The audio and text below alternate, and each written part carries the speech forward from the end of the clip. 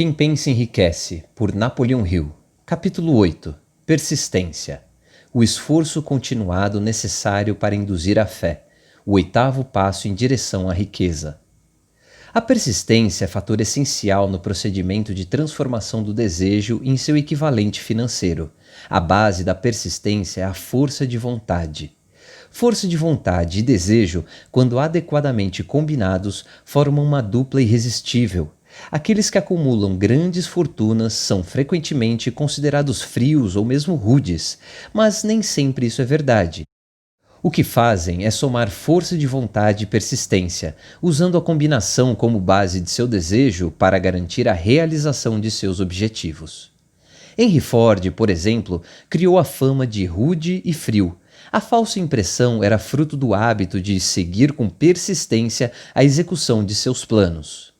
As pessoas, em sua maioria, não pensam duas vezes antes de abandonar seus objetivos ao menor sinal de oposição ou má sorte. Alguns, porém, seguem em frente, apesar de toda a oposição, até alcançarem o que pretendem. São os Fords, os Carnegies, Rockefellers e Edisons. Talvez não haja qualquer conotação de heroísmo na palavra persistência, mas essa qualidade está para o caráter do indivíduo, assim como o carbono está para o aço. Em geral, a construção de uma fortuna envolve a aplicação de todos os 13 fatores dessa filosofia, que devem ser compreendidos e aplicados com persistência por quem quiser ganhar dinheiro. Existe um tipo de pessoa, entretanto, que pode ler as instruções e prosseguir na rotina diária, sem jamais aplicar os passos descritos. São aqueles que têm um objetivo estabelecido e um plano definido para alcançá-lo. Mas elas são a exceção. Somente 2 em cada 100 pessoas se encaixam nesse perfil. Neste ponto, o autor está checando você, pois a falta de persistência é uma das principais causas do fracasso.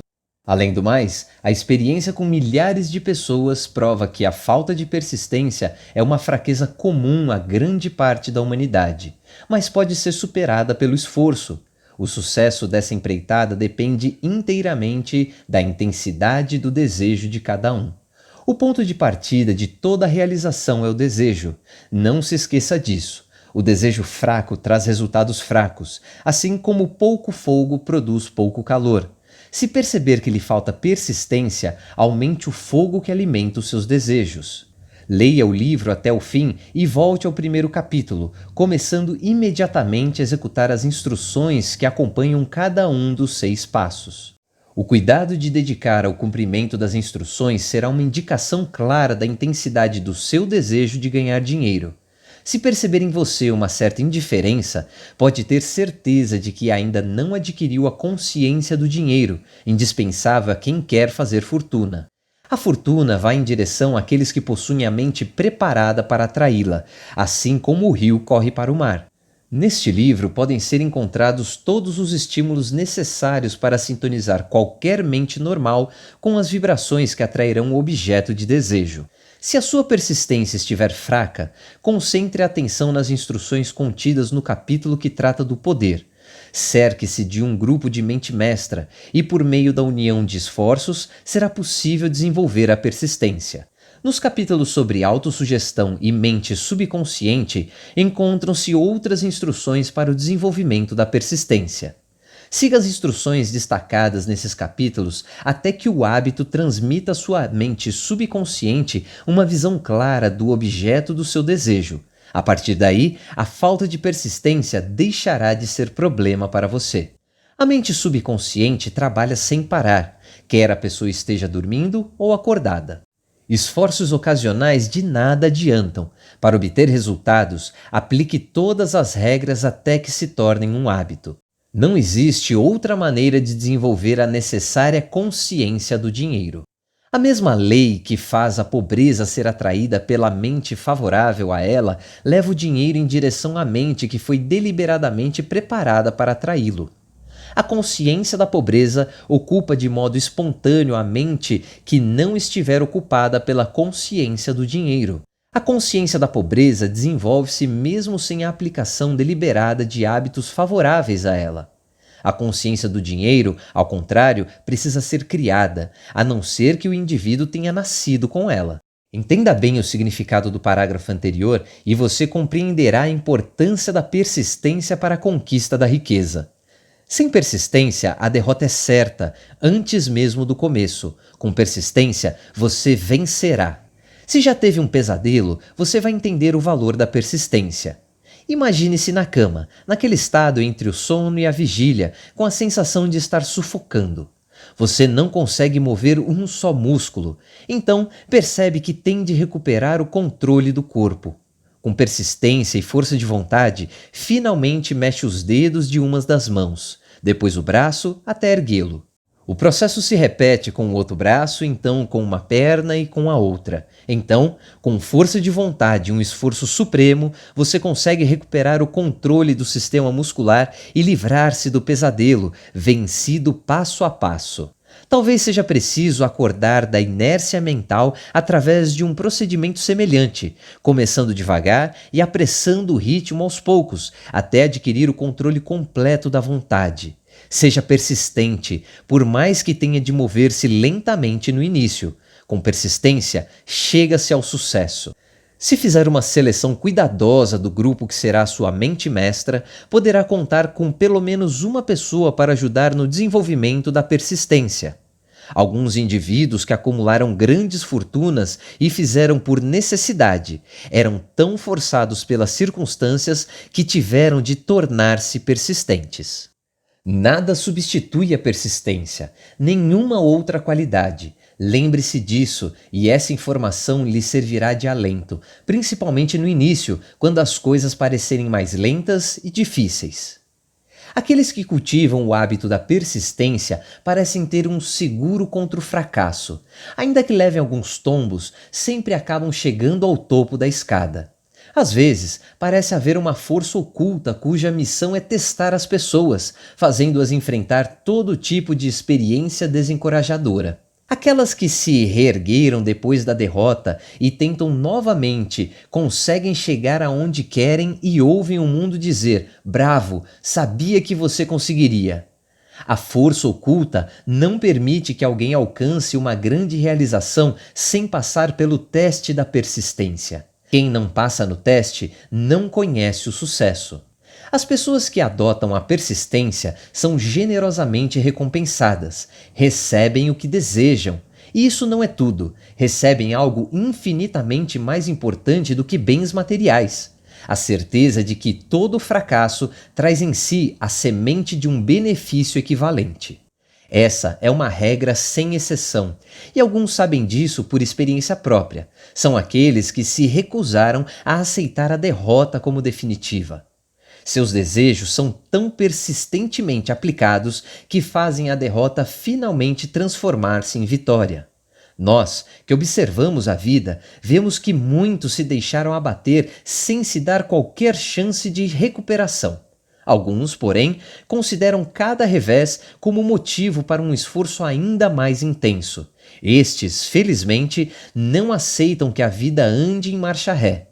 Mas existe um poder irresistível que não enxergamos e de cuja existência muitos de nós sequer suspeitam. Um poder que resgata aqueles que enfrentam o desestímulo, a persistência. Sem persistência, não há sucesso em carreira alguma.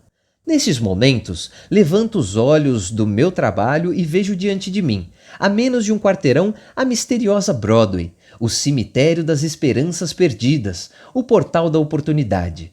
Gente do mundo todo chega a Broadway em busca de fama, fortuna, poder, amor ou o que quer que os seres humanos chamem de sucesso. Muito raramente alguém se destaca na longa fila de aspirantes, dizendo ao mundo que a Broadway foi conquistada mais uma vez. A conquista não é fácil nem rápida. Ela reconhece o talento e a genialidade, dando retribuição em dinheiro, mas somente depois que a pessoa se recusar a desistir. Então, sabemos que foi decifrado o segredo da conquista da Broadway. O segredo que traz sempre com ele uma palavra: persistência. Tal segredo faz parte da história de Fannie Hurst, escritora norte-americana cuja persistência conquistou o grande caminho branco, como é conhecida a Broadway, por causa dos muitos cartazes e letreiros luminosos. Ela chegou a Nova York em 1915, disposta a transformar seus escritos em riqueza. A transformação não ocorreu imediatamente, mas aconteceu. Durante 4 anos, Fanny conheceu na prática as calçadas de Nova York. Ela escrevia de dia e à noite exercitava sua esperança. Quando a esperança enfraquecia, ela não dizia: "Tudo bem, Broadway, você venceu." Em vez disso, seu comentário era: "Broadway, você pode derrotar alguns, mas a mim não. Vou fazer você desistir."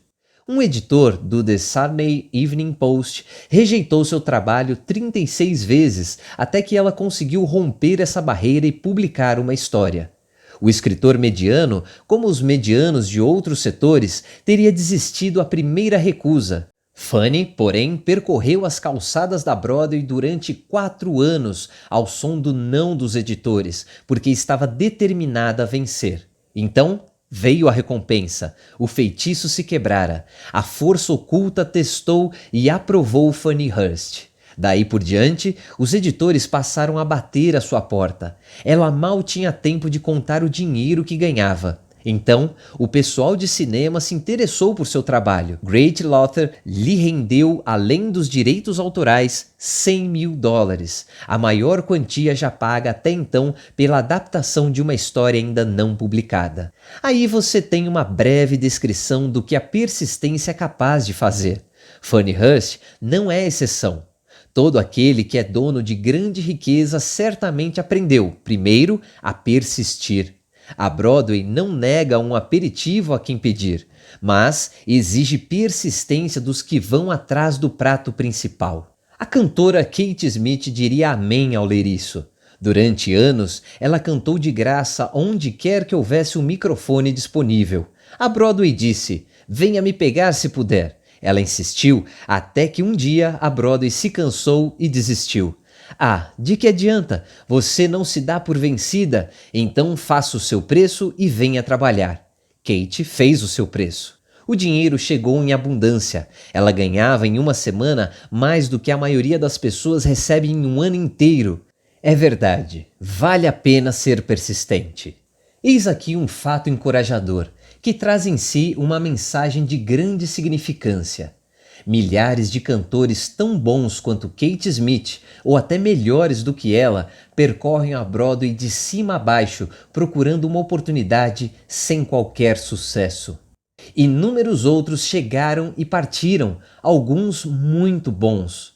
Mas não fizeram sucesso porque lhes faltou a coragem de insistir até que a Broadway desistisse de mandá-los embora. Persistência é um estado de espírito, pode ser cultivada, portanto. Como todos os estados de espírito, a persistência se baseia em causas definitivas, inclusive estas. A. Certeza de propósito. Saber o que se quer é o primeiro e talvez o mais importante passo para o desenvolvimento da persistência. Uma sólida motivação nos força a superar muitas dificuldades. B. Desejo. É muito mais fácil adquirir e manter a persistência quando se persegue o objeto com intenso desejo. C. Autoconfiança. A certeza da própria capacidade de executar um plano estimula a persistência. A autoconfiança pode ser desenvolvida por meio do princípio descrito no capítulo sobre autossugestão. D.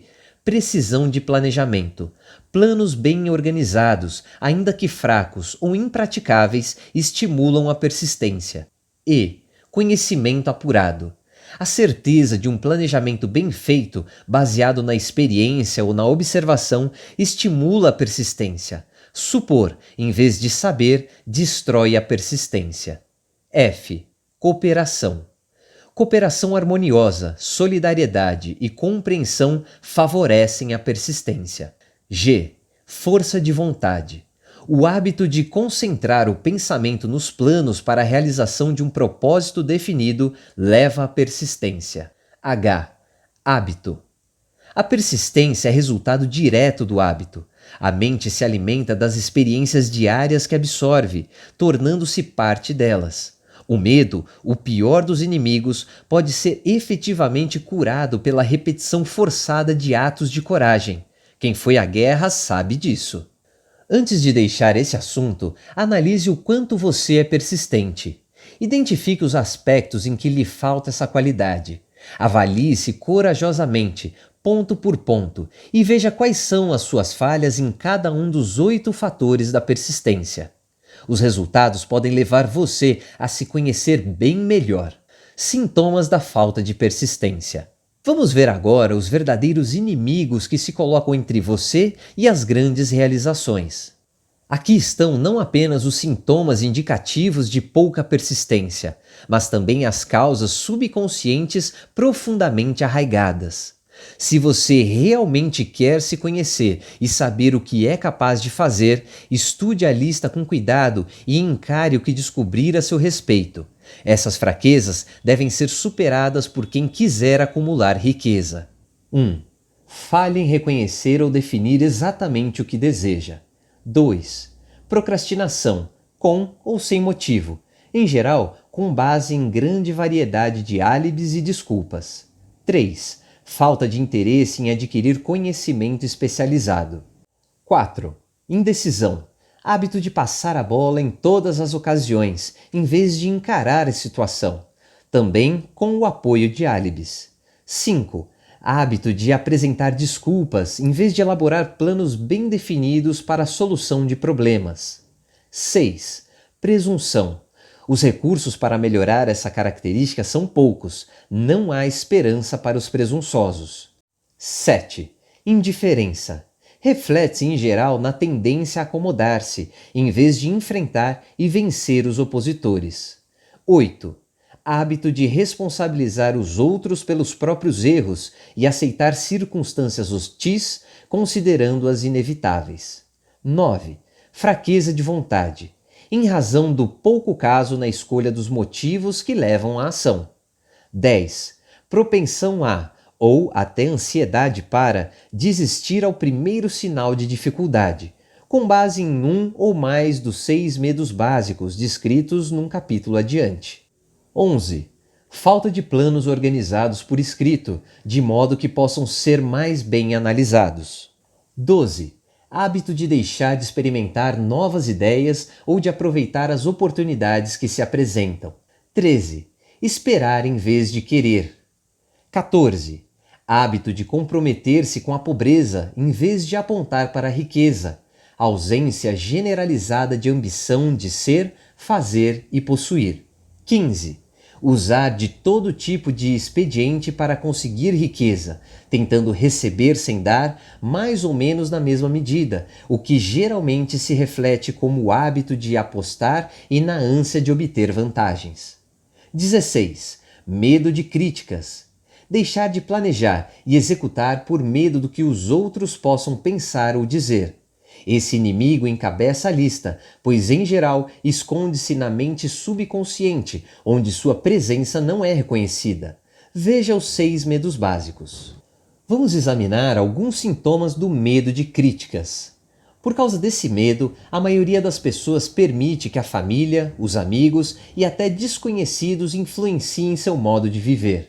Um número imenso de pessoas encara o casamento como um negócio e passa pela vida de forma miserável e infeliz, pois teme as críticas que possam surgir.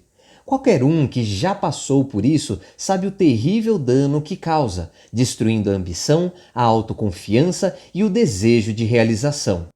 Milhões de pessoas deixam de continuar os estudos depois de terem deixado a escola porque temem críticas. Inúmeros homens e mulheres de todas as idades permitem que parentes arruinem suas vidas em nome do respeito, só porque temem ser criticados. O respeito não obriga a submissão, a destruição de ambições pessoais, tampouco tira o direito de cada um tem de viver a seu modo. Muita gente deixa de aventurar-se em um negócio por medo do fracasso e das críticas que se seguiriam. Nesses casos, o medo de críticas é maior do que o desejo de sucesso. Muitos se recusam até mesmo a estabelecer metas para si ou a decidir que carreira desejam seguir porque receiam ouvir parentes e amigos dizerem: "Não sonhe tão alto, as pessoas vão pensar que você enlouqueceu." Quando Andrew Carnegie sugeriu que eu me dedicasse durante 20 anos à organização de uma filosofia de realização individual, meu primeiro sentimento foi de medo do que as pessoas diriam.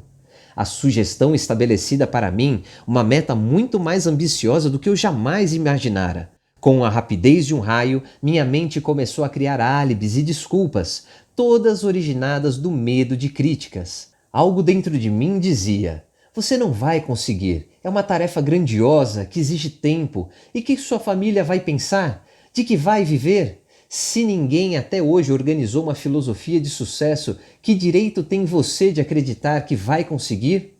Aliás, quem é você para desejar tanto?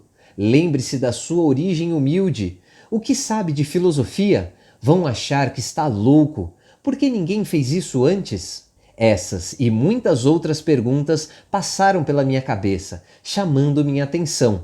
Era como se, de repente, o mundo todo se voltasse para mim com o único propósito de me ridicularizar e me fazer desistir de pôr em prática a sugestão do Sr. Carnegie. Naquele momento, tive a oportunidade de destruir qualquer desejo de sucesso antes de ser tomado por ele. Anos mais tarde, depois de haver analisado milhares de pessoas, concluí que as ideias, em sua maioria, nascem fadadas ao fracasso e precisam do sopro de vida que vem dos planos definidos e da ação imediata. O momento de alimentar uma ideia é logo que ela nasce. A cada minuto aumentam suas chances de sobrevivência. O medo de críticas está por detrás da destruição da maior parte das ideias que nunca chegam ao estágio de planejamento e ação.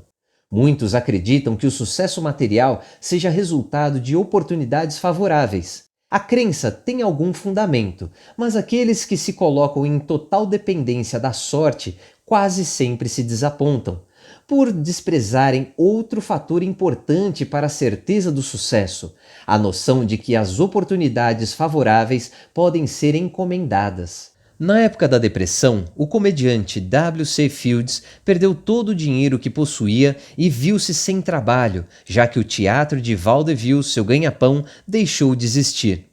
Além disso, já passara dos 60, idade em que muitos homens se consideram velhos.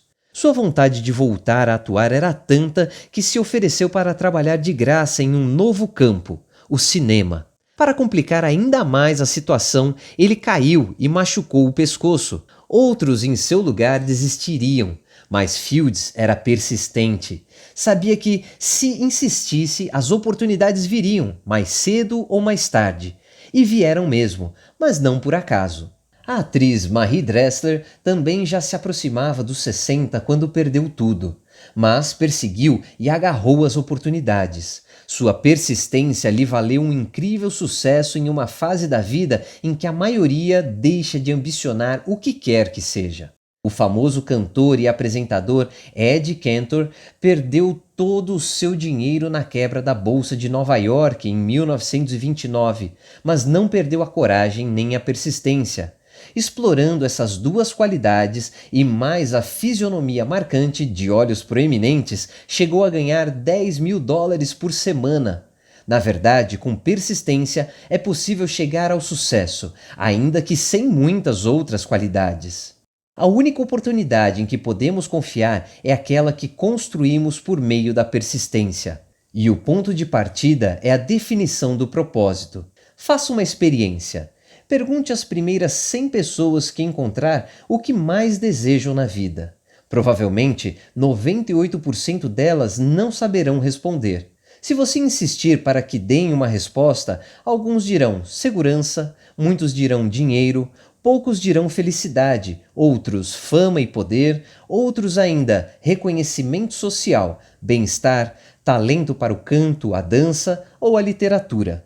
Ninguém, porém, será capaz de definir esses termos ou deixar transparecer a mais leve indicação de um plano por meio do qual esperam ver realizados seus desejos tão vagamente mencionados. A riqueza não responde a desejos, mas a planos definidos, apoiados em desejos definidos, por meio de muita persistência. Como desenvolver a persistência? Aqui estão 4 passos simples que levam ao hábito da persistência. Não há necessidade de grande inteligência, conhecimento específico, nem muito tempo ou esforço. 1. Propósito definido, apoiado em ardente desejo de realização. 2. Plano definido, expresso em ação contínua. 3. Mente impermeável a influências negativas ou desencorajadoras, inclusive sugestões desfavoráveis de parentes, amigos ou conhecidos. 4. Aliança amigável com uma ou mais pessoas capazes de oferecer estímulo para levar adiante o plano e o propósito. Esses 4 passos são essenciais em todos os setores da vida. O objetivo dos 13 princípios dessa filosofia é levar o indivíduo a fazer desses 4 passos um hábito. Esses passos levam ao controle econômico do próprio destino. Esses passos levam à liberdade e à independência de pensamento. Esses passos levam à riqueza, seja de grande ou pequena monta. Esses passos levam ao poder, à fama e ao reconhecimento. São os 4 passos que garantem a oportunidades favoráveis. São os 4 passos que convertem sonhos em realidade física. São os 4 passos que dominam o medo, o desânimo e a indiferença. Existe uma recompensa magnífica à espera de quem aprender esses 4 passos: o privilégio de escrever a própria história e de fazer a vida valer o preço que custa. Não tenho meios de conhecer os fatos, mas arrisco-me a dizer que o amor de Wallis Simpson pelo Príncipe de Gales não foi acidental nem resultado apenas de uma oportunidade favorável. Houve um desejo ardente e uma busca cuidadosa no decorrer do caminho. Seu compromisso primeiro era com o amor. O que existe de mais importante sobre a face da terra? O mestre chamou esse algo importante de amor. Nada de regras feitas pelos homens, críticas, mágoas, calúnias nem casamentos políticos, mas o amor. Ela sabia o que queria, não depois de conhecer o príncipe, mas muito antes. Por 2 vezes não conseguiu encontrá-lo, mas teve a coragem de prosseguir na busca. Para que sejas verdadeiro, deves seguir como a noite segue o dia, sem qualquer falsidade. Wallis Simpson deixou a obscuridade aos poucos e, com persistência e determinação, superou obstáculos inacreditáveis.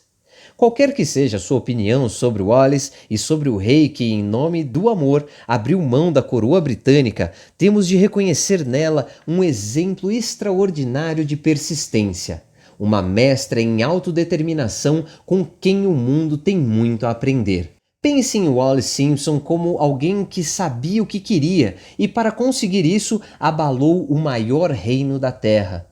As mulheres que reclamam, alegando ser o nosso mundo masculino, que nega a elas a oportunidade iguais às dos homens, devem estudar atentamente a vida dessa criatura especial que, com uma idade que a maioria considera avançada, conquistou o afeto do solteiro mais cobiçado do mundo. E quanto ao rei Eduardo?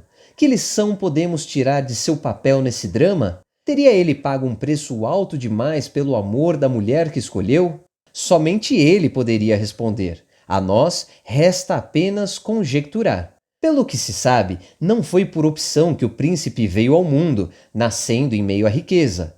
Políticos e estadistas de toda a Europa atiravam aos seus pés moças ricas e princesas, tentando convencê-lo a casar-se. Sendo o primeiro filho, herdou o direito à coroa, o que nunca pediu e talvez nem desejasse. Durante mais de 40 anos não teve liberdade nem privacidade, não pôde viver a seu modo e, ao subir ao trono, teve deveres a assumir. Alguns diriam, com tantas facilidades, o rei Eduardo tinha tudo para ser feliz. A verdade é que, por trás dos privilégios da coroa, do dinheiro, fama e do poder herdados por ele, havia um vazio que só podia ser preenchido pelo amor. Seu maior desejo era o amor. Muito antes de conhecer Wallis Simpson, o então príncipe certamente sentiu essa grande emoção universal tomando-lhe as fibras do coração, batendo-lhe as portas da alma, querendo revelar-se. E, quando encontrou um espírito semelhante em busca do mesmo santo privilégio de expressão, ele o reconheceu e, sem medo ou hesitação, abriu o coração e o convidou a entrar. A atuação dos intrigantes de todo o mundo não conseguiu destruir a beleza desse drama internacional. em que duas pessoas encontraram o amor e tiveram a coragem de enfrentar as críticas e de renunciar a todo o resto para dar expressão aos seus sentimentos. A decisão do rei Eduardo de abdicar a coroa do reino mais poderoso do mundo, ficando com o título de Duque de Windsor em troca do privilégio de passar o restante da vida ao lado da mulher que escolhera, exigiu coragem. A decisão teve um preço, é verdade, mas quem tem o direito de dizer que foi alto demais? Ninguém, com certeza, já que ele disse: aquele que entre vós que não tiver pecado, atire a primeira pedra. Aos maliciosos que reprovam o Duque de Windsor por seu desejo de amor, por declarar abertamente o que sentia por Wallis Simpson e por abdicar do trono por ela, deve lembrar que a revelação não era essencial. Ele poderia ter seguido o costume que durante séculos prevaleceu na Europa, de manter ligações clandestinas, sem ter de desistir do trono nem da mulher amada, e sem ter de receber críticas de religiosos ou de leigos. Mas aquele homem especial era feito de um material mais resistente. Seu amor era puro, profundo e sincero, e representava tudo que sempre desejara, acima de tudo. Assim, conseguiu o que queria e pagou o preço devido. Se a Europa, no século passado, tivesse recebido a bênção de contar com governantes com a humildade e a honestidade do ex-rei Eduardo VIII, aquele desafortunado continente, hoje perturbado por atitudes de ganância, execração, cobiça e conivência política, além de ameaças de guerra, teria uma história diferente e muito melhor para contar, uma história de governo pelo amor e não pelo ódio. Segundo disse Stuart Austin Weir, devemos fazer este brinde ao ex-rei Eduardo VIII e a Wallis Simpson. Abençoado é o homem que sabe serem mais doces os nossos pensamentos silenciosos.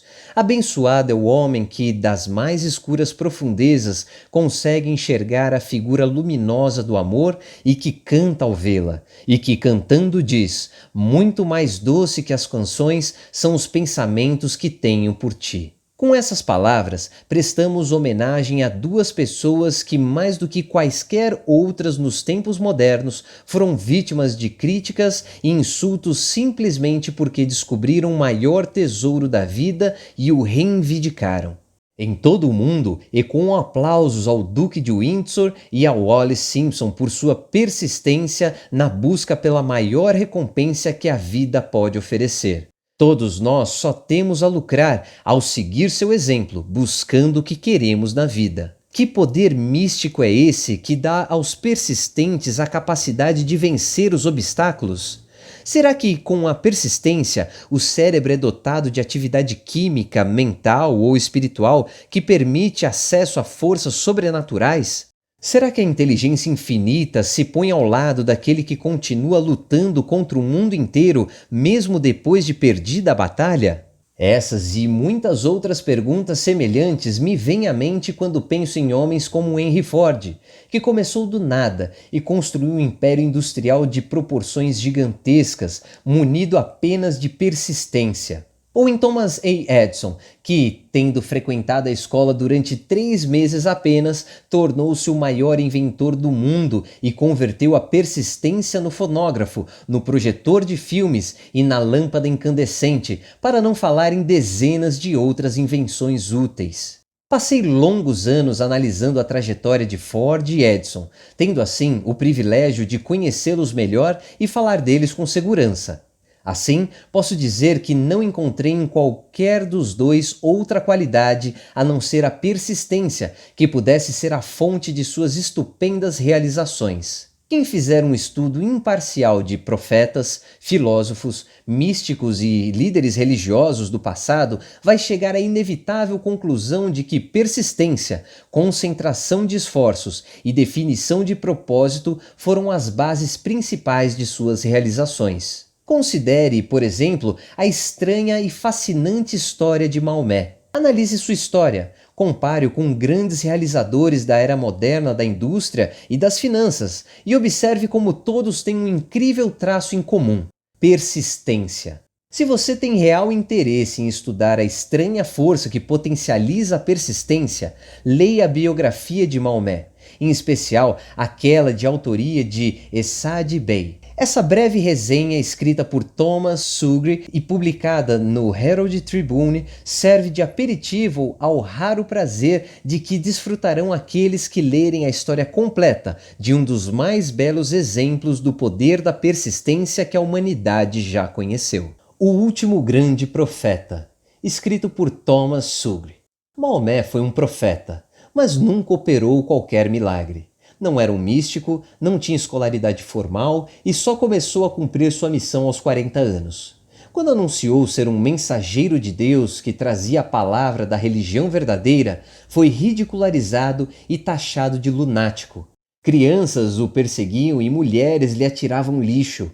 Maomé foi banido de Meca, sua cidade natal. Seus seguidores tiveram os bens materiais confiscados e foram mandados para o deserto. Durante os anos que passou pregando, nada tinha a oferecer, exceto sua história de banimento, pobreza e desrespeito. No entanto, antes de decorridos 10 anos, era o homem mais poderoso de toda a Arábia, regente de Meca e chefe de uma religião que, com um impulso dado por ele, se estendia até o Danúbio e os Pirineus. Esse impulso envolvia 3 fatores: a força das palavras, a eficácia da oração e a afinidade dos seres humanos com Deus. Sua carreira jamais fez sentido. Maomé nasceu no ramo pobre de uma importante família de Meca. A cidade, embora considerada a encruzilhada do mundo, o abrigo da Caaba, construção toda em pedra usada como local de adoração e centro de rotas comerciais, não contava com saneamento. Daí as crianças serem mandadas para o deserto, onde eram criadas por beduínos. Maomé foi, então, alimentado por mães substitutas, mulheres nômades de cujo leite tirou força e saúde. Tendo aprendido a pastorear ovelhas, logo foi contratado por uma viúva rica para comandar suas caravanas. Viajou para o Ocidente, conversou com indivíduos de crenças diversas e observou o declínio do cristianismo devido à rivalidade entre as várias vertentes. Aos 28 anos, tinha caído nas boas graças da viúva Khadija, com quem se casou. Como sabia que seu pai se oporia ao casamento, embebedou antes de pedir-lhe o concedimento. Durante os 12 anos seguintes, Maomé viveu como um comerciante rico, respeitado e astuto, até decidir vagar pelo deserto. Voltou de lá um dia com o primeiro versículo do Corão e contou a Khadija que o arcanjo Gabriel lhe aparecera, dizendo ter sido ele o escolhido para ser mensageiro de Deus. Em toda a vida de Maomé, tal episódio foi o mais próximo de um milagre. Ele não era poeta, nem tinha o dom da palavra. No entanto, os versos do Corão que recitava para os fiéis eram melhores do que aqueles criados por poetas profissionais de qualquer das tribos. Os árabes consideravam isso um milagre. Para eles, o dom da palavra era o maior dos dons, e o poeta um todo-poderoso. Além disso, o Corão dizia que todos os homens são iguais perante Deus e que o mundo devia ser um estado democrático, o Islã. Foi esse conceito considerado uma heresia política, somado ao desejo que tinha Maomé de destruir todos os 360 ídolos do pátio da Caaba, que provocou seu banimento. Os ídolos atraíam a Meca as tribos do deserto, o que favorecia o comércio. Assim, os homens de negócio da cidade, o grupo de capitalistas de que um dia Maomé fizera parte, voltaram-se contra ele. Maomé, então, recolheu-se ao deserto para preparar a vitória do islamismo. Começou a ascensão do Islã. Do deserto veio uma chama que jamais se extinguiria. Um exército democrático lutando como uma só pessoa e preparado para morrer sem hesitação. Maomé convidou judeus e cristãos a se juntarem a ele, já que não criava uma nova religião, mas procurava unir na mesma fé todos aqueles que acreditavam em um Deus único. Se judeus e cristãos aceitassem seu convite, o islamismo conquistaria o mundo. Mas não o fizeram. Não aceitaram sequer as inovações introduzidas por Maomé em relação ao bem-estar dos seres humanos. Quando os exércitos do profeta entraram em Jerusalém, nenhuma pessoa foi morta por causa da sua fé. No entanto, quando os cruzados entraram na cidade, séculos mais tarde, nenhum muçulmano, fosse homem, mulher ou criança, foi poupado. Mas os cristãos aceitaram uma ideia muçulmana, o lugar de aprender, a universidade.